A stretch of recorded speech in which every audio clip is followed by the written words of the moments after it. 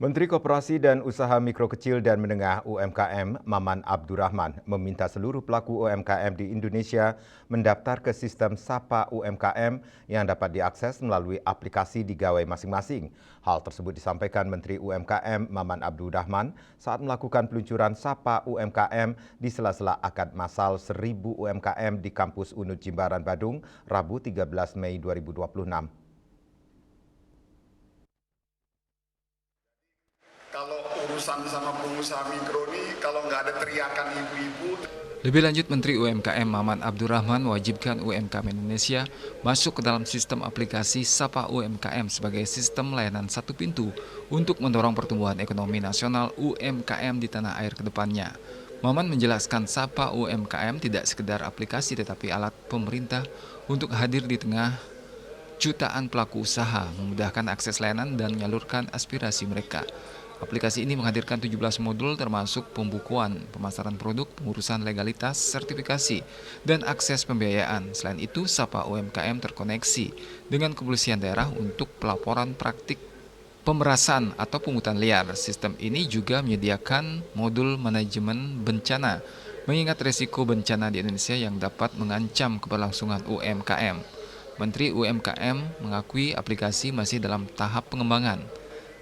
Dari 800 peserta uji coba, baru sebagian yang dapat mengakses sistem dengan modul siap pakai sekitar 80%. Salah satu kendala saat ini adalah Sapa UMKM baru dapat digunakan pada perangkat Android, sementara integrasi dengan iOS masih dalam proses. Sapa UMKM bukan hanya sekedar aplikasi. Sapa UMKM bukan hanya sekedar tools. Sapa UMKM bukan hanya sekedar sebuah sistem. Tapi Sapa UMKM adalah bentuk lain dari penjelmaan Kementerian UMKM untuk bisa hadir di dalam setiap kehidupan dan proses tumbuh kembangnya usaha mikro, kecil, dan menengah di tanah air kita. Sebagai contoh, kurang lebih sekitar 8 bulan, 9 bulan yang lalu, saya mungkin hari ini sudah hampir keliling di seluruh Indonesia, Pak Menko. Dan saya sudah banyak sekali bertemu dengan pengusaha-pengusaha mikro, pengusaha-pengusaha kecil dan menengah di tanah air kita. Pertanyaannya, apakah saudara-saudara kita, pengusaha-pengusaha mikro ini yang ada di Sabang sampai Merauke, dari Miangas sampai Pulau Rote, bisa setiap hari berinteraksi dengan Kementerian UMKM? Nggak bisa. Selain itu, pemerintah juga mendorong penguatan sektor usaha kecil melalui penyaluran kredit usaha rakyat KUR kepada 1.000 pelaku UMKM di kampus UNUD Jimbaran pada Rabu 13 Mei 2026.